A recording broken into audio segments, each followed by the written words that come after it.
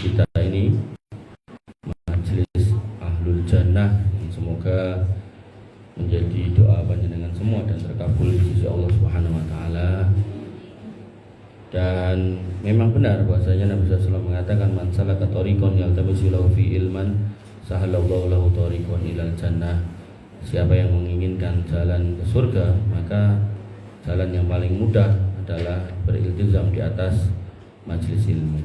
Sehingga keadaan apapun yang mengiringi kita di majelis ilmu, maka itu sesungguhnya keadaan yang terbaik, dan itu kemudahan dari Allah Subhanahu wa taala, rahmat dari Allah yang perlu kita syukuri, yang insya Allah akan menjadikan jalan mudah kita ke surga. Ibu yang dirahmati oleh Allah Subhanahu wa taala, kita lanjutkan pembahasan kitab At-Tadhkirah, bekal menghadapi kehidupan abadi. Tadhkirah artinya peringatan, dan memang kitabnya ini berisi tentang kematian, roh, alam kubur, tanda-tanda kiamat dan seterusnya. Dan ini bagian dari akidah kita sebagai seorang muslim untuk mengetahui hal-hal yang gaib, yang enggak kasat mata, tapi menggunakan referensi yang valid. Jadi bukan sekedar cerita kandane kono kene gitu, tapi lebih kepada merujuk pada rujukan-rujukan yang baik, yang tepat, yang selalu mengutip Quran dan hadis. Dan itu yang paling aman. Karena nanti kalau nggak pakai itu mumet ke sirah, karena nanti ada orang yang ngomong kalau datang malaikat mungkar nakir tanya man rabbuka wa man nabiyuka wa ma dinuka, jawab gufron. Angel. Oke, ada lagi yang ngomong kalau ada yang tanya man rabbuka wa man nabiyuka wa ma dinuka, jawab Habib fulan bin fulan. Angel. Nanti anaknya Mama Gufron beda lagi omongannya gitu. Gufronnya ngomong lagi beda lagi.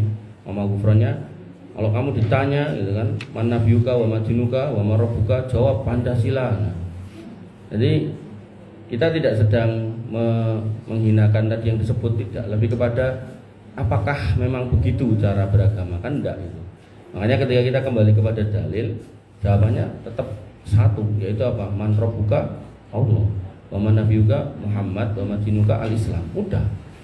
Dan itu dari masa ke masa yaitu jawabannya, bukan kemudian digonta-ganti. Nanti ada kiai NU besar, sinten niku Said Akil Sirot, itu ketika ditanya man rabbuka wa man nabiyuka wa ma dinuka, katanya jawab aja saya santrinya Mbah Hasyim Asy'ari. Ya kan? Makanya ketika sesuatu pada pertanyaan yang sama jawabannya beda-beda, itu mengindikasikan ketidakbenaran apa yang disampaikan. Tapi kalau pertanyaan yang sama dijawab dari ujung dunia utara sampai selatan kok sama, maka insya Allah itu adalah sebuah indikasi kebenaran. Nah, kita masuk di halaman 28, hal-hal yang mengingatkan mati dan akhirat serta menyebabkan zuhud terhadap dunia. Jadi mengingat mati berkonsekuensi kita harus zuhud terhadap dunia. Nah, ada zuhud, ada qanaah, ada warok. Nah, tiga hal ini saling terkait. Zuhud itu adalah ketika kita diberikan nikmat yang banyak, kita tidak lupa harus menjadi hamba Allah yang taat. Nah, kemudian qanaah itu kita diberikan yang sedikit maka kita ridho. Itu yang kalau orang Jawa bilang trimo ing pandu. Nah, kemudian warok adalah kondisi di mana ketika seorang muslim itu tidak tidak kemerangsang atas nikmat orang lain sehingga tidak menghalalkan berbagai macam cara. Artinya kalau kemudian gitu duwe ya sudah gitu. Tak usah kira iso ya wis. Termasuk ketika melihat barang yang memang bukan miliknya juga tidak kemudian terfikir untuk menguasainya. Makanya hari-hari ini yang kita lihat, yang kita tonton di berita-berita orang pakai rompi merah oranye itu kan kondisi di mana mereka jelas bukannya zuhud, bukannya warok, bukannya qanaah, tapi itu yang disebut dengan al-wahnu. Nah, jadi kebalikan dari tiga itu al-wahnu. Apa itu? Hubbud dunya wa karahiyatul maut. Cinta dunia sedemikian rupa dan takut mati. Sampai karena takut matinya dia kemudian mengusahakan sedemikian rupa mengumpulkan harta sebanyak-banyaknya, yahsabu anna malahu akhlada. Dia berprasangka Nek hartanya banyak dia bisa hidup kekal, dan itu musibah. Padahal semua kita pasti mati, pasti. Tinggal kapan, di mana, dan caranya, nah kita nggak tahu. Semua rahasia Allah Subhanahu wa taala. Muslim telah meriwayatkan dari Abu Hurairah, dari Imam Muslim ini radhiyallahu an, dia berkata Nabi SAW pernah ziarah ke kubur ibundanya. Tiba-tiba beliau menangis dan membuat orang-orang di sekelilingnya ikut menangis. Beliau bersabda, aku telah minta izin kepada Rabbku untuk memohonkan ampun untuk ibuku, tetapi tidak diizinkan. Dan aku telah minta izin untuk menziarahi kuburnya, maka dia mengizinkan aku. Maka dari itu berziarah kuburlah kamu sekalian, karena ziarah kubur mengingatkan mati. Ibu yang dirahmati oleh Allah Subhanahu wa taala, hadis ini banyak ditolak oleh kaum muslimin karena hadis ini menegaskan atau menjelaskan ternyata ibunda Nabi SAW berseberangan akidah dengan Nabi SAW. Jadi ibunda Nabi SAW itu menurut hadis ini dan yang semisal ada yang lain itu tidak berakidah yang sama dengan Nabi SAW, alias berbeda keyakinan. Yaitu apa? Bahwasanya ibunda beliau dan ayahandanya masih dalam kondisi sebagai orang musyrik. Maka di sini menyatakan bahwasanya beliau mau minta izin untuk minta ampun untuk ibunya, maka tidak diizinkan. Dan ini ditolak oleh sebagian kaum muslimin, gitu kan. Ya ini perdebatan yang nggak ada ujungnya, gitu. Artinya dua belah pihak meyakini kebenarannya, karena yang meyakini hadis ini ya karena hadisnya sahih, yang tidak meyakini ya karena mosok ibu Nabi nggak selamat. Padahal sebenarnya orang tua Nabi yang lain pun juga ada yang nggak selamat. Bahkan kalau Nabi Muhammad ini adalah anak turun, maka mbah buyutnya itu adalah Nabi Ibrahim, bapaknya Nabi Ibrahim nggak selamat, gitu. Terus bapak Sinten mulai atau ibu Sinten yang nggak selamat, gitu. Atau mungkin Nabi Nuh putranya nggak selamat, gitu kan. Maka sebenarnya nabi-nabi yang lain itu ada kondisi seperti itu. Jadi saya secara pribadi menerima hadis ini karena ini hadis sahih kok, gitu. Jadi ini pelajaran buat kita bahwasanya ada kalanya terkadang orang yang kita kasihi yaitu orang tua kita bisa jadi berseberangan dengan kita. Maka ya tetap syariat dikedepankan, yaitu apa? Kita tetap menziarahi kuburnya, makamnya, kita bersihkan. Tapi ngapunten, syariatnya adalah kita tidak boleh mintakan ampun kalau berbeda keyakinan. Nah, ayatnya jelas, maka lin nabi walladzina amanu ayastaghfiru lil musyrikin walau kanu aba'uhum wa abna'uhum mimba timata bayyana lahum annahum ashabul jahim. Maka tidak sepatutnya seorang nabi dan orang-orang beriman memintakan ampun buat kaum kerabatnya, bapaknya, anaknya, setelah jelas bahwasanya orang-orang musyrik itu ahli neraka.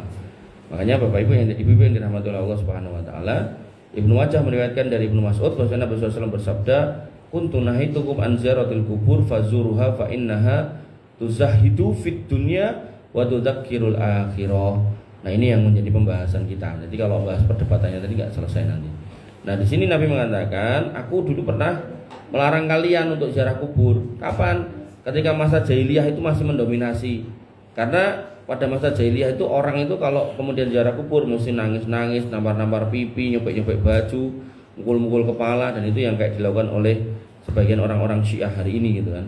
Nah, maka ketika masa jahiliyah sudah berganti dengan masa Islam, dengan dinul Islam, kegelapan sudah berganti dengan cahaya, maka Nabi mengatakan fazuruha, maka berziarahlah. Jadi ini diperintahkan.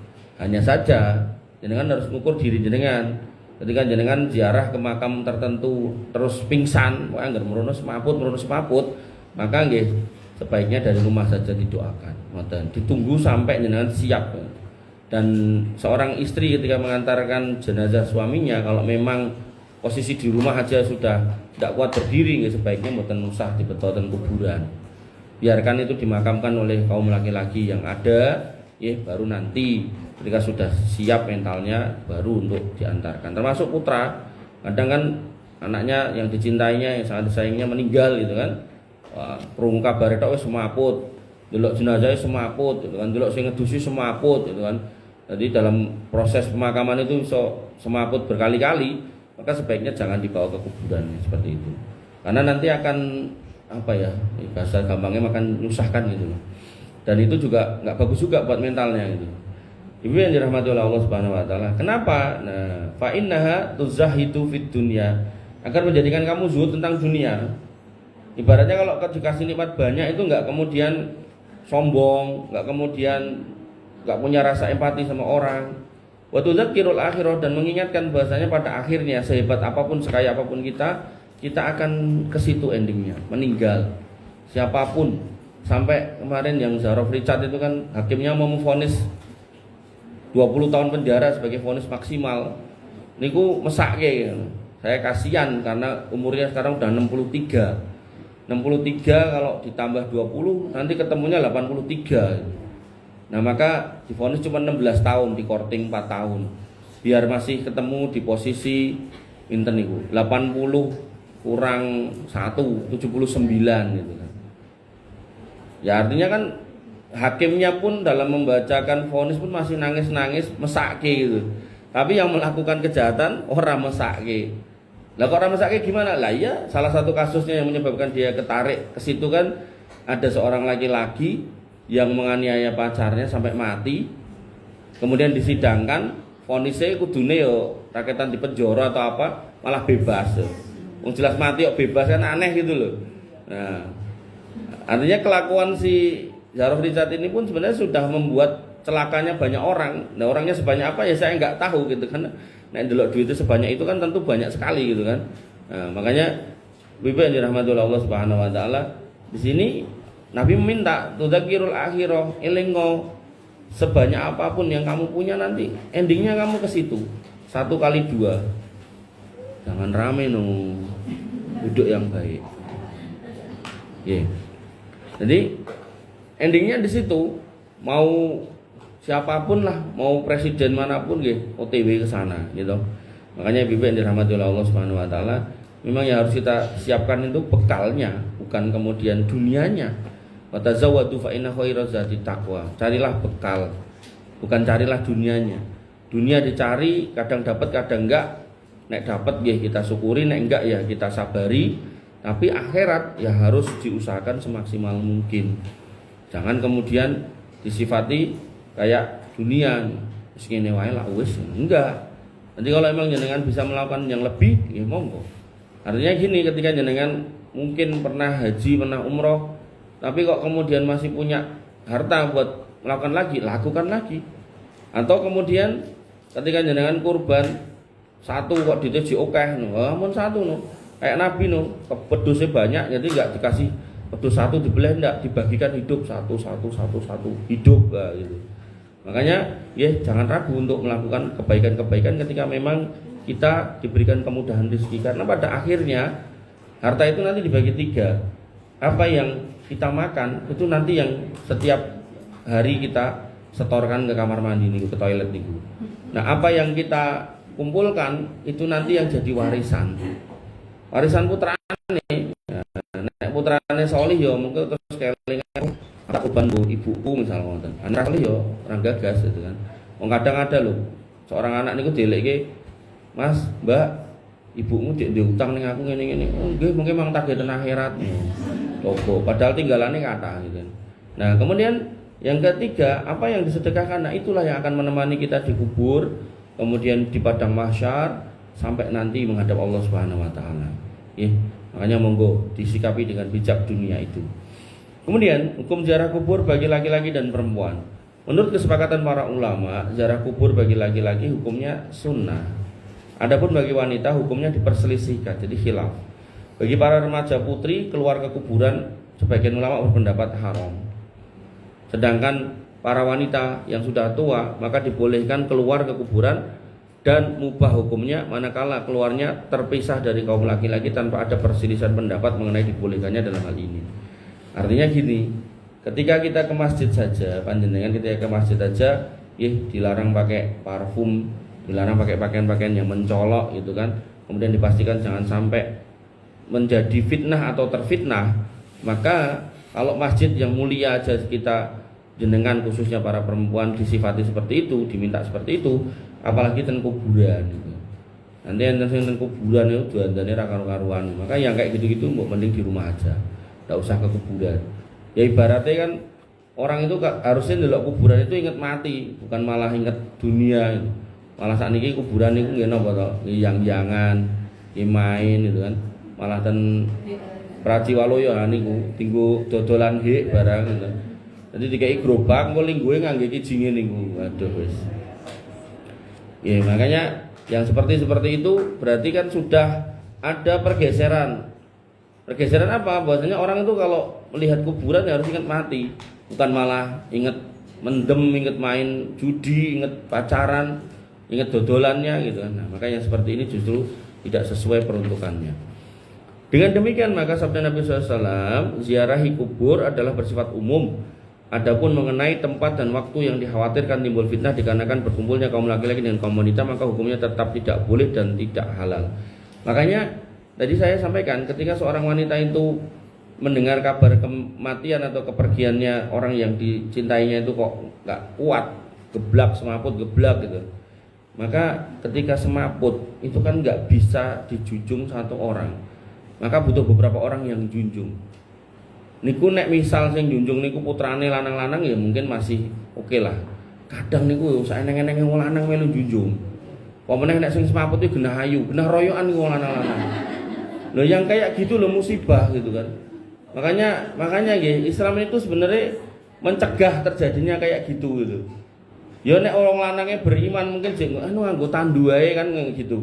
Nek ora beriman wis mesti rebutan. Aku sisih kene kowe sisih kono. Ngoten niku to. Makanya ibu-ibu yang dirahmati oleh Allah Subhanahu wa taala itu perlu jenengan hayati sehingga nanti umpami kita kehilangan keluarga yang kita cintai mendadak gitu kan. Maka jangan karena terdorong untuk pengen membersamai sampai ke liang lahat terus padahal kita posisi gampang semaput pokoknya aku melu. Nah, baru ngomong ngono semaput ngadeg neh wis tekan ngendi semaput gitu kan. Jenengan harus bayangke engko ngono aku semaput sapa sing bopong kan. Kecuali jenengan putrane kathah itu genah karwane gitu kan. Terus kula anake 6 gitu kan. Engko nek ibu atau umi semaput kowe kabeh sing gendong lho. Aja entuk wong liya penak niku sing mesen gitu. Tapi nek misal putrane namung setunggal atau kalih tapi ya di luar kota malah wis genah engko sing junjung tanggane. Kemudian mungkin ya security komplek atau nggih. Makanya diikhlaskan nanti nek udah tertata rapi nah baru didatangi. Yakni manakala seorang laki-laki keluar ke kuburan untuk mendapatkan pelajaran tiba-tiba melihat seorang wanita lalu dia tergoda hingga menjadi fitnah atau sebaliknya maka masing-masing laki-laki dan wanita itu mendapat pahala sekaligus dosa. Pahalanya karena ziarah, dosanya ya karena terjadi fitnah. Dan fitnah sekarang ngeri ya, jadi bahkan di kuburan pun terjadi fitnah seperti itu. Dan apa nggih? Kalau nek ningali cah nom-nom sing mati misal napa nek bahasane mereka ya anak gaul lho. Iku sing mara ya cah nom-nom dengan pakaian-pakaian ngoten niku. Dan kita sing membersamai kaya ora pengen ndang lunga ya, tapi ya namanya diminta untuk membersamai ya sudah kita bersamai sampai selesai. Dinaikkan itu gamisnya. Dengkulnya itu loh kelihatan sekrupnya itu loh, malu. Sebagian ulama berpendapat bahwa kutukan Nabi Shallallahu Alaihi Wasallam terhadap para wanita yang menziarahi kubur terjadi sebelum ada rukhsah keringanan ziarah kubur. Adapun setelah beliau memberi rukhsah maka kaum laki-laki dan wanita pun masuk ke wilayah pekuburan. Tapi apa yang telah kami sebutkan terdahulu adalah yang benar. Wallahu ta'ala alam. Intinya selama tidak ada fitnah maka diperbolehkan. Dan prakteknya panjenengan kalau ke Madinah itu jenengan ziarah kubur tidak apa-apa, tidak dilarang. Tapi mungkin kalau jenengan begitu mau masuk kuburan terus bengok-bengok lah, mungkin baru laskarnya deketin, tentaranya deketin, nggak boleh yang ini. Mungkin ngoten itu. Dan diriwayatkan dari Ali bin Abi Thalib radhiyallahu anhu bahwa dia pernah keluar ke kuburan. Setelah dekat dari kuburan maka dia berkata, "Hei ahli kubur, beritahu kami tentang keadaan kalian atau kami yang memberi kabar kepada kalian. Adapun kabar dari kami bahwa hartamu telah dibagi-bagi loh." Niki yang harusnya diinget-inget orang. Saoke-oke yang duwe bondo engko ya tetep didom warisan. Istri-istrimu telah menikah lagi ya. Nah niki kan nek yang enggak mau bersabar toh, nek gelem bersabar misal suamine meling, engko nek pengen ketemu aku ning surga aja kawin meneh misal gitu lah dia mau. Nah tapi nek istrinya masih muda gitu kan. Terus adalah tinggalannya ya akeh gitu kan. Apa meneh anake ya akeh sisan gitu kan. Jadi engko nek ngopeni dhewe rong karuan sanggup, mau enggak mau kan. Nomale nek sing ngantri ya sokeh, tinggal milih ya toh. Nah, tempat-tempat tinggalmu telah dihuni orang lain. Kemudian Ali berkata, demi Allah, andaikan mereka bisa bicara, niscaya mereka berkata, kami tidak melihat bekal yang lebih baik daripada takwa. Itu tadi yang saya bilang, takwa.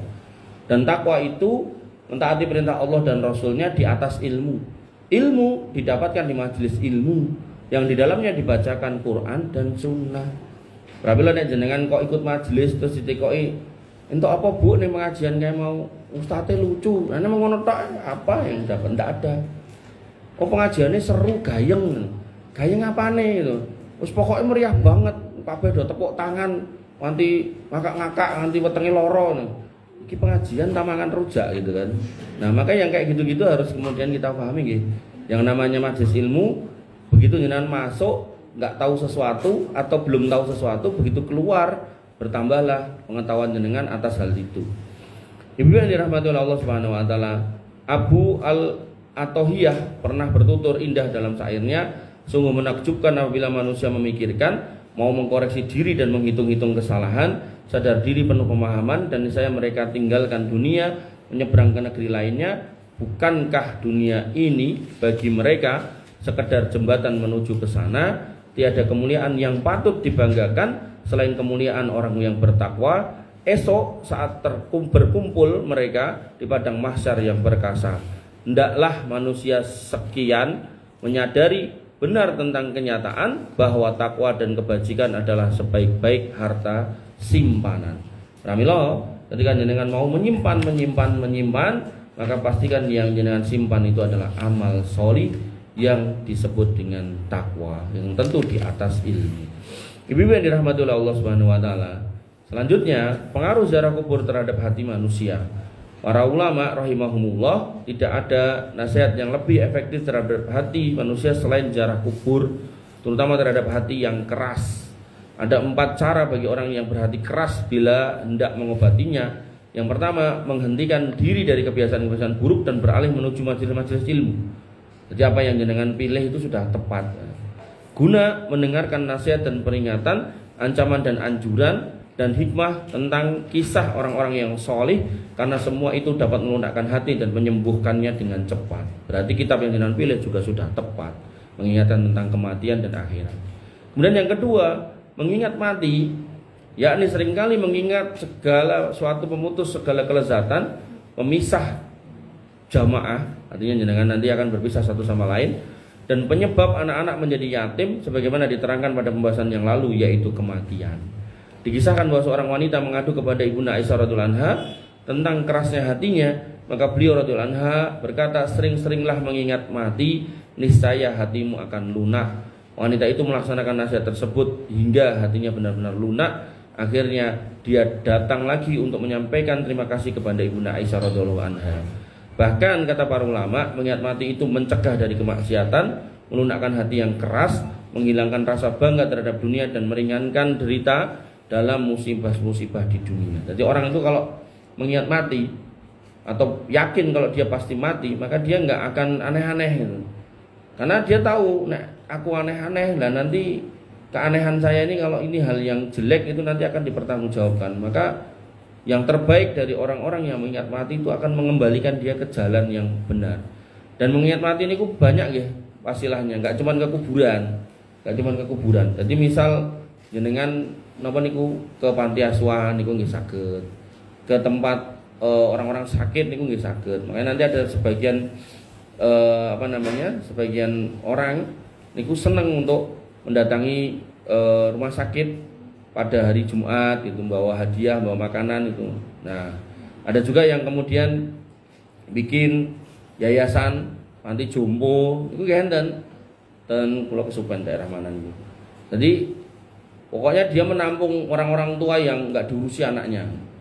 Kan biasanya panti jompo ini nek memasukkan orang tuanya harus bayar ya. Ini enggak, gratis.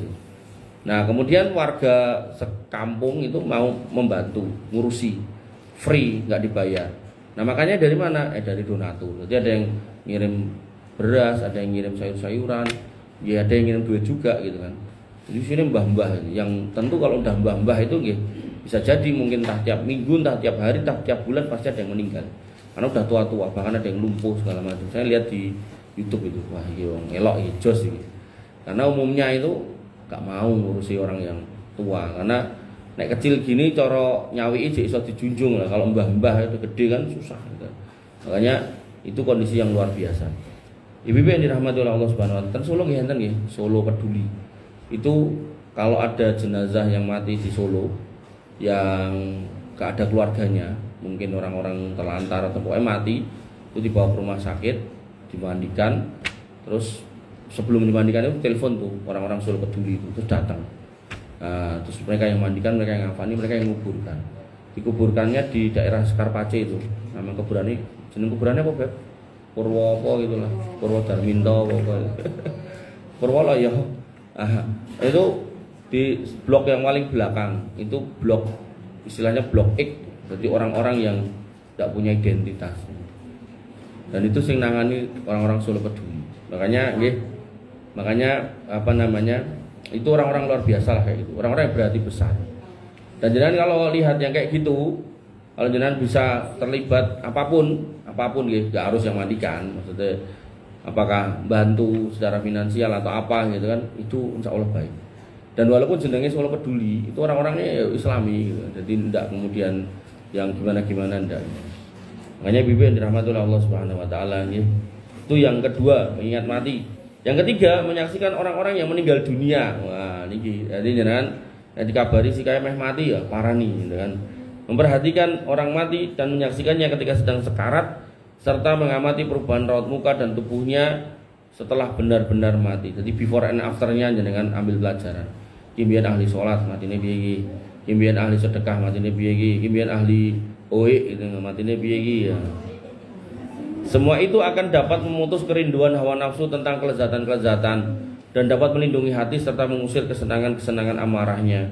Bahkan menahan pelupuk mata dari tidur, menahan tubuh dari bersenang-senang dan membangkitkannya untuk terus beramal dan lebih bersungguh-sungguh. Dikisahkan pula oleh Al-Hasan Al-Basri pernah berkunjung pada seorang yang sedang sakit, ternyata orang itu dalam kondisi sakaratul maut. Al-Hasan Al-Basri melihat betapa susah dan pedih yang dialaminya, maka dia pun pulang ke rumah dengan perubahan raut muka yang tidak seperti biasanya ketika berangkat. Keluarganya menyapa, ingin makan, semoga Allah merahmatimu. Kemudian Al-Hasan mengatakan, hai keluargaku, kalian sajalah yang makan dan minum, demi Allah baru saja aku melihat kematian yang untuknya aku berbuat selama ini sampai aku mengalaminya sendiri nanti. Jadi kita semua pada akhirnya itu melakukan proses hidup ini. Niku sakjane OTW ke sana. Buat disadari apa enggak, buat dalam kondisi kita itu melek atau tidur, kita itu umur kita nambah dan mendekati ke sana. Makanya ngapunten jenengan yang sampai hari ini jek ulang tahunan niku mendingan mboten usah. Kenapa? Nah niku kan bahasane panjang umurnya. Padahal yang benar niku dekat matinya. Dan ketika dinyanyikan panjang umurnya, kadang kita lupa kalau kita itu mendekati kematian. Dan kalau kita lupa bahaya, lagi senang-senang nyanyi-nyanyi mati. Banyak kasusnya itu. Lagi joget-joget mati. Bahkan di daerah tertentu kula ya prihatin. Oh, kawinan. Dalah kula ya ra diundang mau nonton medsos niku. Kawinan niku lho, sing teko yo nganggo songkok, nganggo peci kopiah niku. Ratu ora nom sing lanang-lanang niku lho. Niku dari arah napa dapur niku bawa tepak, isine anggur niku lho. Jek utuh sak botol. Dadi wong siji dikek sebotol. Iki piye? Apalagi yang di Palembang itu. Itu nek kawinan itu mesti nanggep DJ, terus ada meja-mejane, terus wonge sing lingguh gede kabeh. Wah, parah. Bener-bener parah, luar biasa. Makanya kalau udah kayak gitu, udah akan dekat dengan narkoba, dekat dengan kerusuhan, mungkin ya pembunuhan segala macam. Makanya Nabi nggak salah ketika mengatakan minuman keras itu induknya kemaksiatan, itu nggak salah. Makanya harus benar-benar jauh-jauh yang seperti itu. Makanya kalau jenengan diundang kok ada kayak gitu, jenengan ajeng ndekek kotake lebokke sampe putar balik ngoten mawon. Ndak usah duduk lama-lama. Ora ngerti-ngerti anak wong wadu nguncalke botol jenengan kuncalan batuke malah repot. Ibu yang dirahmati oleh Allah Subhanahu wa taala, nggih. Jadi beliau sampai mengatakan begitu ya. Udah kalian aja yang makan. Demi Allah aku baru melihat kematian yang untuknya setiap hari itu aku bekerja untuk kesana saja nih. Sampai aku mengalami sendiri nanti. Itulah 3 perkara yang seyogyanya dilakukan oleh orang-orang yang keras hatinya dan selalu berbuat dosa. Yaitu yang pertama menghentikan dari perbuatan buruknya, merapat ke majelis ilmu. Yang kedua mengingat mati, yang ketiga menyaksikan proses kematian. Dan kemudian semua itu dilakukan untuk mengobati penyakitnya, mengatasi godaan setan dan tipu dayanya. Maka jika ketiganya bisa bermanfaat, maka cukuplah. Tapi jika terasa berat, berarti kekerasan hatinya telah parah dan dorongan-dorongan dosa sudah sangat kuat membelenggu. Kalau memang demikian, maka perlu memperhatikan nasihat yang keempat, yaitu apa? Menziarahi kubur orang-orang yang sudah meninggal dunia akan dapat memberinya apa-apa yang tidak bisa diberikan oleh obat-obat yang pertama, kedua, dan ketiga. Berarti yang kedua itu mengingat mati, konteksnya bukan ziarah kubur. Nah itu ya pokoknya ngeling-ngeling mati itu aja. Nah yang keempat ini spesial menziarahi kubur. Dan oleh karena itu maka Nabi SAW bersabda, berziarahlah kubur kamu sekalian karena dapat mengingatkan mati dan akhirat serta menjadikan zuhud terhadap dunia. Hal itu karena obat yang pertama hanya berupa mendengar dengan telinga, yang kedua hanya berupa pemberitahuan dalam hati, merenung, ya. Adapun yang ketiga berfungsi sebagai ancaman dan peringatan ketika menyaksikan secara langsung orang yang akan mati. Dan begitu pula dengan menziarahi kubur kaum muslimin yang telah meninggal, berarti melihat dengan mata kepala sendiri adanya lubang kubur dan orang yang dimasukkan. Maka kedua obat yang terakhir ini lebih efektif dari pertama dan kedua. Sehingga Nabi SAW bersabda dalam hal ini, laisal khabaru kal mu'ayanah. Berita tidaklah seperti halnya melihat dengan mata kepala. Isu sudah tidak akan jadi isu kalau jenengan menyaksikan. Oh si kae mencuri. Isu apa asli? Asli wah aku ndelok dhewe ngoten. Maka itulah ya, ketika jenengan sudah menyaksikan sendiri bagaimana orang itu mati dicabut nyawanya, bagaimana orang itu dimasukkan ke kuburannya, bahkan diidak-idak, maka disitulah jenengan akan menyaksikan dengan mata kepala sendiri bahwasanya kita pun akan ke sana. Makanya orang Jawa, nggak tahu saya pernah sebut di sini apa belum, itu sebenarnya sudah punya weling dalam apa kalimat-kalimat usia itu loh. Di usia 50 itu kan disebut dengan seket. Seket itu kepanjangannya seneng ketuan. Memang ini kontaknya orang laki-laki nggih, tapi nggih itu enggak salah kalau jenengan juga mengambil ibrah. Seneng ketuan artinya kalau udah 50 itu sebaiknya ya pakai kopiah kemana? Ya ibadah ditingkatkan. Orang mau ketuan tok terus ngombe anggur tadi nggih jelek gitu loh. Jadi ketuan dalam makna beribadah. Nah begitu swidak, nah niku kan diterjemahkan sebagai sejati ini wis wayahe tindak gitu. Atau nanti terjemahan yang lain sedelok meneh wayahe didak-idak gitu. Dan itu enggak salah dari sisi agama, karena Nabi mengingatkan akmaru umati baina sitin wa sab'in wa aqallu ma yajuzu dzalik. Umur umatku itu antara 60 70, sedikit yang lewat dari situ. Makanya kalau udah swidak itu kan 70 itu udah enggak ada definisinya udah. Kenapa? Karena udah enggak dihitung. Orang 70 ke sana itu udah dianggap bonus gitu. Makanya yang hari ini udah 70 ke sana niku jane wis pokean bonus gitu. Jadi rumusnya itu sampai di swidak tadi, entah swidak 1, swidak 2, swidak 3, Nabi kan swidak 3 gitu. Maka begitu sudah 70 itu, kita 70 kepanjangannya apa mas? Enggak ada gitu. Ya. Ibu-ibu yang dirahmati oleh Allah Subhanahu wa taala. Kemudian kendati pun demikian, mengambil pelajaran dengan cara menyaksikan keadaan orang yang akan meninggal dunia tidak bisa dilakukan setiap saat, kan enggak setiap hari orang meninggal ya. Bahkan peristiwa kematian itu sering tidak bertepatan waktunya dengan orang yang ingin mengobati hati, maka tidak bisa dilakukan kapan saja. Artinya yang ketiga dan keempat tadi, menyaksikan sakaratul maut dan menyaksikan pemakaman, itu tidak setiap hari bisa kita lakukan. Nah yang bisa kita lakukan ya 1, 2 tadi. Apa itu? Majelis ilmu sama ngiling-ngiling mati, ngiling-ngiling sendiri. Oh sebenarnya aku mau mati ya gitu. Jadi nggak bisa kita lakukan 3, 4 itu setiap saat. Berbeda dengan ziarah kubur, adapun cara ini bisa dilakukan kapan saja dan lebih cepat, dan manfaat yang diambil darinya pun lebih layak dan nyata. Artinya ziarah kubur pada makam yang sudah ada. Kalau makam yang baru dimakamkan atau OTW dimakamkan itu kan juga nggak setiap hari. Maka bagi orang yang berniat ziarah kubur hendaknya melaksanakan tata cara yang benar dan menghadirkan hatinya dikala masuk ke pelataran makamnya itu. Jadi bukan sekedar berputar-putar mengelilingi nisan-nisan belaka. Nah, mungkin enten kuburannya saking digawe wapi malah dienggo piknik gitu kan. Nah, karena seperti itu bisa juga dilakukan oleh binatang ternak, naudzubillah. Orang-orang yang ziarah kubur itu terlebih dulu berniat untuk memperoleh ridho Allah. Nah, niki nata hati, memperbaiki kerusakan hatinya. Oh, kesana aku ingin melembutkan hati, atau memberi manfaat kepada si mayit dengan bacaan Al-Quran yang dibaca di sisinya. Jadi ini beliau Al-Imam Qurtubi termasuk yang berpendapat bolehnya menghadiahkan bacaan Quran kepada orang yang sudah meninggal. Itu khilaf ulama memang. Artinya kita nggak boleh, kalau udah itu khilaf ulama, kita nggak boleh terlalu kaku. Kalau misal panjenengan termasuk yang berpendapat itu nggak sampai ya nggak apa-apa. Jadi tidak apa ya istilahnya, tidak usah terlalu kaku sama saudaranya yang membolehkan. Hal ini diterangkan lebih lanjut nantinya insya Allah. Nah, perlu diperhatikan juga, hendaklah menghadiri berjalan di atas kuburan. Perlu diperhatikan juga, hendaklah menghindari berjalan di atas kuburan. Nah, ngidak-idak kuburan tidak boleh. Atau duduk di atasnya. Lah aku ra iso ndodok ngadeg. Nah, ketekesuan ra kuat kudu lingkuh nggih, beto kursi piyambak berarti gitu kan. Jika masuk ke kuburan dan lepaskan sendal. Nah, lepas sendal ini hukumnya sunnah. Kalau memang misal nggih jenengan melihat tempatnya itu banyak madorot, banyak duri, banyak macam-macam. Nah, jenengan pakai sendal tidak apa-apa. Tapi kalau nanti ada kuburan yang di Waduk Cengklik itu udah didesain Bu. Jadi tiap bloknya itu nggak tahu isi berapa saya lupa.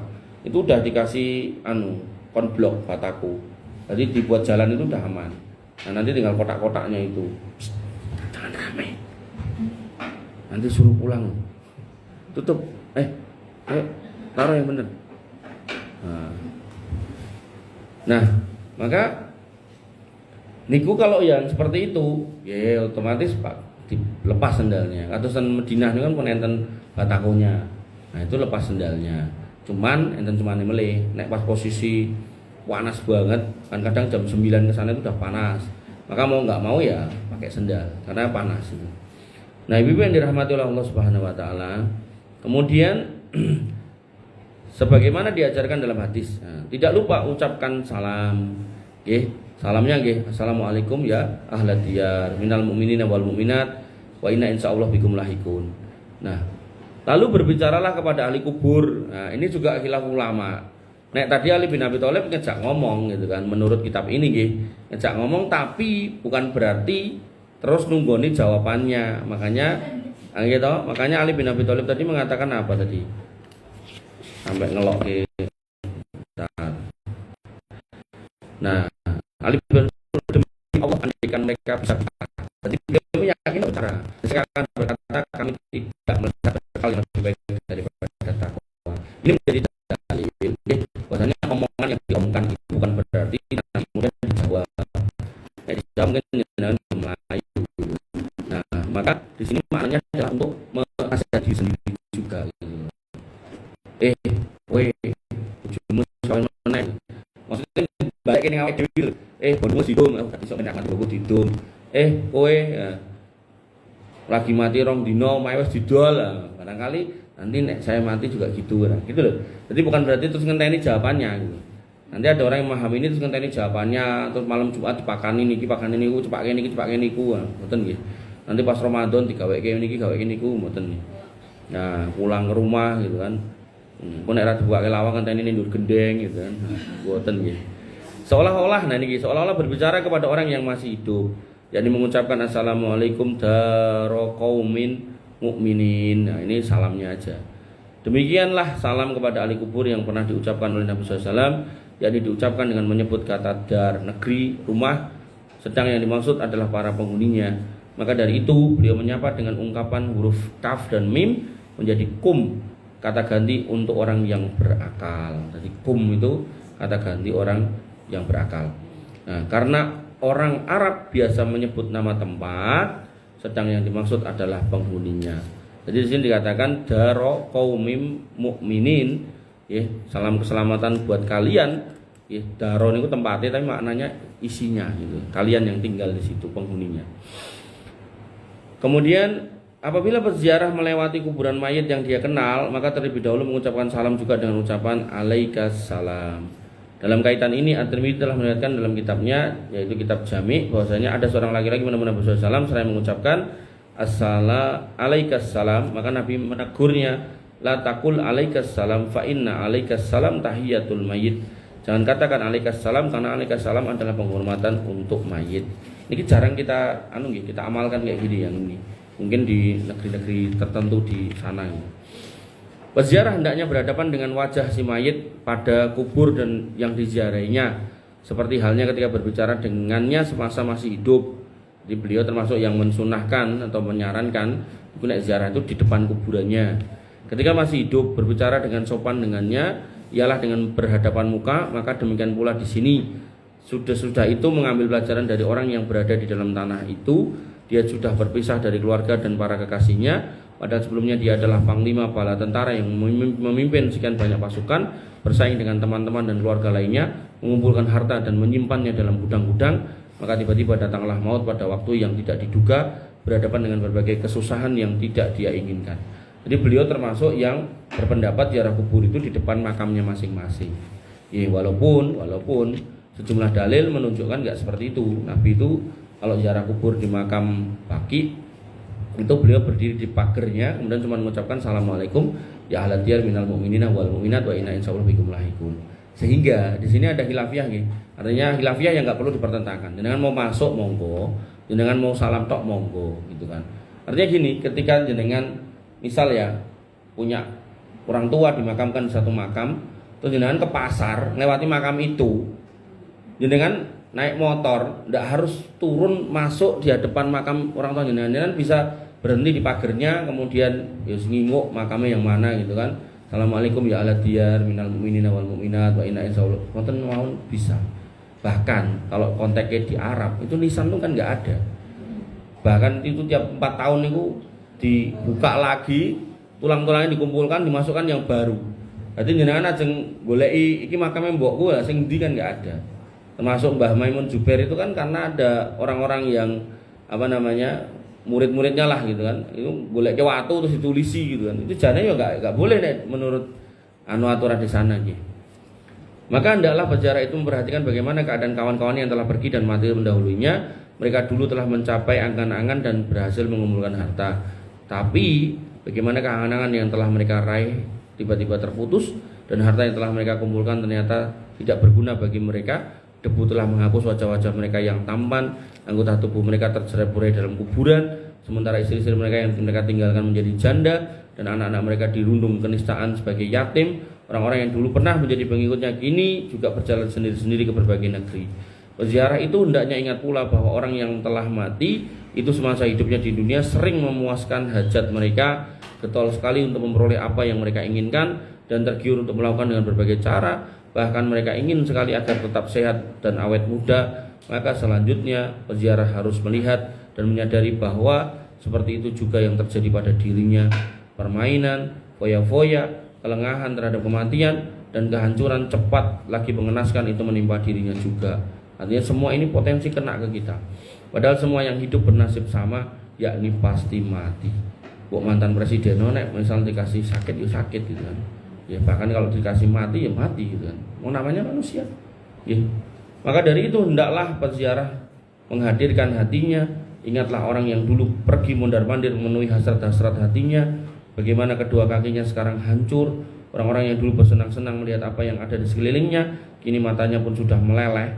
Mata niku jangan iso mbledos di dalam tanah. Orang yang dulu tajam perkataannya bagai pedang terhunus, dengan kepandaian bicaranya kini lidahnya beku dimakan ulat. Para buzzer-buzzer niku. Orang-orang yang dulu bisa ketawa menikmati hidupnya yang mewah, kini tanah telah merusak giginya. Perhatikanlah tempat dan kondisi yang akan didiami peziarah pun sama seperti orang-orang yang berada di dalam kuburnya itu. Dengan mengingat dan mengambil pelajaran seperti inilah, maka akan hilang semua kecemburuan duniawi. Artinya kita ngiri sama tetangga, sama saudara, sudahlah, kalau ya aku mati. Lalu siap sepenuhnya untuk melakukan amal-amal ukhrawi. Itu yang diharapkan dari ziarah kubur. Ning kuburan ngopo? Ning angkringan. Itu nggih kurang tepat nggih.